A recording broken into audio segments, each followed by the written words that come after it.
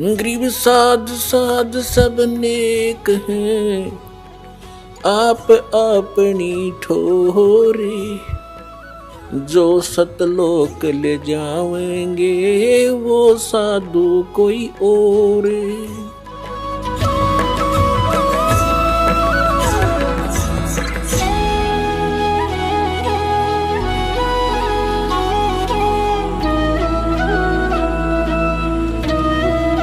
अब जो प्रश्न चल रहा है कि इस सतलोक आश्रम बरवाला के अंदर जो भक्त आ जाते हैं, इनका घना सौभाग्य है। चाहे कोई दुखी आया है भावे चाहे कोई सुख में आया है, ये दुख उसके लिए फिर एक वरदान सिद्ध होगा, जो दास के इन वचनों को स्वीकार करके और इस पर दृढ़ हो जाएगा। क्योंकि दास का उद्देश्य केवल आपको यहां बुलाना और छू मंत्र करके रोग नाश करना नहीं है कुछ। क्योंकि अब देखा भगत ज्यादा आन लागे, विशेषकर जो दुखी है रोगी है, वो सुन लेते हैं, कोई कह देता वहां जाओ, जाते ठीक हो जाओगे। यहाँ आते हैं कई भगत तो कहते हैं हमने तो बस यो ठीक कराना है, नाम नूम ना लेना। होता कोई बात हुई या सिर में दर्द करना हो हमारे भी, तुम यहाँ पर। यहाँ आने से पहले ये सोचकर आया करो, यदि आपने मोक्ष प्राप्ति करनी है तो आओ, यदि आपने रोगी नाश कराना है तो हॉस्पिटल बहुत बड़े हैं, वहां जाओ। हमारा मूल उद्देश्य है, जो असली सौदा हम करते हैं वो हमारा सौदा मोक्ष प्राप्ति, जन्म मरण का रोग नाश करना है। और जो अन्य संसारिक और शारीरिक कष्ट या मानसिक पीड़ा, ये तो हम रुंगे में देते हैं आपको, रुंगे में। अगर सौदा करोगे तो रुंगा मिलेगा, ना तो मिले नहीं। रुंगा क्या होता था पुराने समय में, पैसा नहीं होता था गांव में, कनक से ही गेहूं चने, किसान जो है जाति में दास का जन्म था। तो हमारी दादी जी लेती थी, कभी कोई सब्जी बेचने वाला आ गया, कोई प्याज बेचने वाला आ गया, फेरी लगाने वाले, कोई टिंडे बेच रहा है, कोई आम बेच रहा है, कोई कुछ भी, तो वो क्या जैसे एक बेला, एक कटोरा गेहूं का भर लेती और जाके उसे पूछती, भाई ये कैसे दिए थे टिंडे? वो कहता, ताई गेहूं के 2 बार देता हूं, 2 बार। तो गेहूं एक पलड़े में डाल लिए, गेहूं के बराबर 2 बार टिंडे। जो सौदा करना था तो दादी जी के झोड़ी में डाल दिया। फिर मेरी दादी जी कहती थी, भाई रूंगा और दे। वो उठा के एक टिंडा और दे देता, ना भाई और दे, एक और दे देता छोटा सा। दादी जी राजी हो जाती। यानी सौदे से नारा जो एक्स्ट्रा बेनिफिट था उसने रूंगा कहा करते। और रूंगा उसको मिलेगा जो सौदा लेगा। या सोच लियो अड़ान तो पहले, हमारा सौदा है जन्म मरण का रोग नाश करेंगे, सतलोक ले जाएंगे, सत भक्ति प्राप्त करनी है तो यहां आया करो, ज्ञान सुना करो। हम भक्त जो अपना अनुभव बताते हैं उससे पहले कम से कम पौना घंटा यही बताता हूं, भक्ति करो, भक्ति बिना बात बने नहीं। और फिर तुम इस भाव से आइयो, हमने मोक्ष प्राप्ति करनी है। और पुण्यात्माओं देखो, यहां तो दोनों हाथों में लाडू। एक मंत्र लेकर, प्रथम मंत्र उच्चारण करके वहां बैठ कर उच्चारण कर फिर भी मृत्यु होगी ना, आपको मनुष्य जन्म गारंटीड है। ये भगवान का कहा वचन समझ लेना।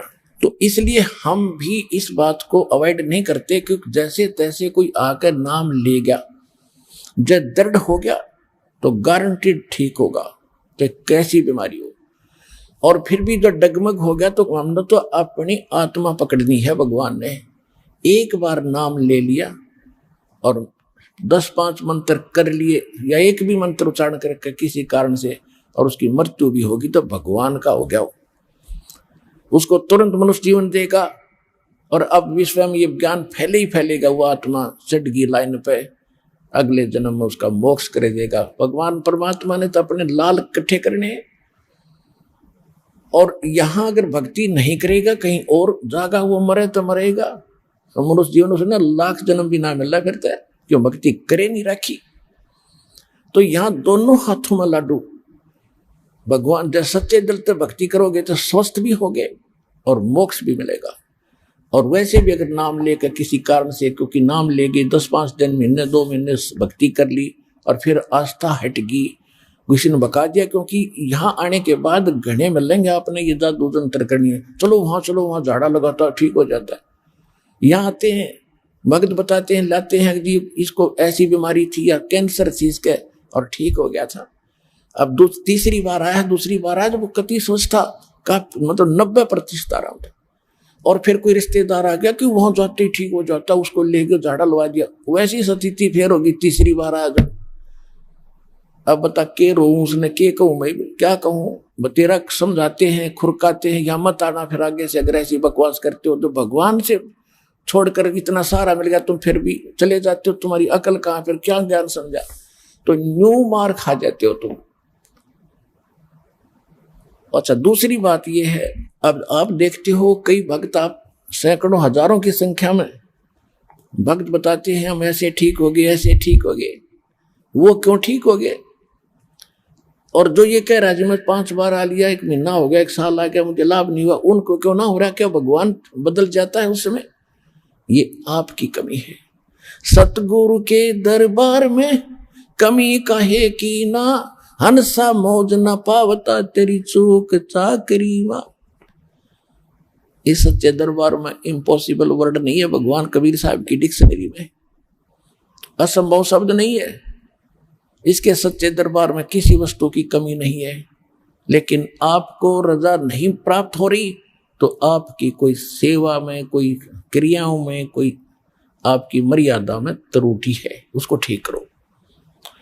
दूसरा ये होता है कि जैसे एक डॉक्टर के पास एक जैसी रोगी जाते हैं, एक रोगी तो 2-3 खुराकों में ठीक हो जाता है, दवाई देते हैं, और एक को कहता है कल फिर आना, 1 हफ्ते में दवाई ले जा, फिर आना हफ्ते में। तो उसका रोग दीर्घ है, उसका रोग अभी स्टार्ट था, वो 2-3 खुराकों से ठीक हो गया, और ठीक वो भी होगा क्योंकि औषधि वही है, उसका थोड़ा समय लग जाएगा, स्वस्थ अवश्य होगा। तो ये भी कारण है। इस कारण से भी आप लगे रहना, परमात्मा के फार्मूले हैं, द्वार धनी के पड़ा रहे और धके धनी के खावे, और 100 काल झकझोल ही पर द्वार छोड़ने जा। तो इन फार्मूलों को अपनाना पड़ेगा अपने। फिर क्या बताते हैं, धीरे धीरे रे मना, धीरे सब कुछ हो, माली सींचे 100 घड़ा, भाई ऋतु आए फल हो।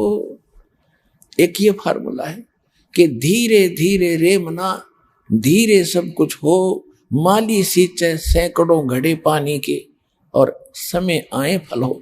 जैसे एक आम का पौधा बीज बोया माली ने, और उसमें जब तक वो पेड़ नहीं बनता उसकी सुरक्षा भी करता है, उसकी सिंचाई भी करता है, सैकड़ों घड़े पानी डालता है, तो वो उस प्रोसेस का मास्टर है। उसको अविश्वास नहीं होता, उसको पक्का दृढ़ विश्वास है कि इससे यू आम पेड़ बनेगा, और जब ये पेड़ बन गया तो इतने फल देगा, लदपद हो जाएगा। इसी प्रकार आपका यो भक्ति रूपी, सत भक्ति रूपी, यथार्थ भक्ति रूपी पौधा आम का बीज ईब बुया है। आप जब से यहाँ आए, अब इसकी सुरक्षा और आप इसकी संभाल करो, सिंचाई करो, सेवन करो, मर्यादा में रहो, बाढ़ बनाओ, इसकी रक्षा करो और भक्ति करते ही रहो। एक बार इसने थोड़ा सा समय दो, उबरन दो आपकी भक्ति, और बनन दो इसको भक्ति का पेड़, फिर देखना फल लदपद हो जाओगे, आप भी खा लोगे, रिश्तेदारों को भी पहुंचा दोगे, तो भी ना खत्म हो, इतना सुख देगा। फिर तीसरा फार्मूला ये है, जैसे आपको बहुत बार बताया है कि भगत भी आपस में बताते हैं। एक बहन आया करती थी, सन 2005 से उसने नाम ले रखा था, संतान नहीं थी, और लगभग 15 वर्ष शादी में भी हो गए थे, लेकिन उसको ज्ञान गुण से कति समझ में आ गया था इस बात का कि अगर होगा तो कदे सुनाई यही होगी, ना हो नहीं संसार में। तो उसको बार बार कहा जाता, बेटी विश्वास रख, कहते हैं कभू तो दीन दयाल का भनक पड़ेगी कान, तो वह भी दृढ़ रही। तो इकट्ठी 2 लड़की दी उसको, 2 लड़की बालक ने, 40 साल की उम्र में। अब 1.5 साल के बाद अब फिर इकट्ठे 2 लड़के और हो रहे हैं उसके, वहां कभी इंटरव्यू फिर देगी, आई हुई थी लेकर के, अब 2 लड़के फिर दे दिए। मगा बेटी हाथ जुड़वा देगा तेरे संतान की, तने बस करना पड़ेगा।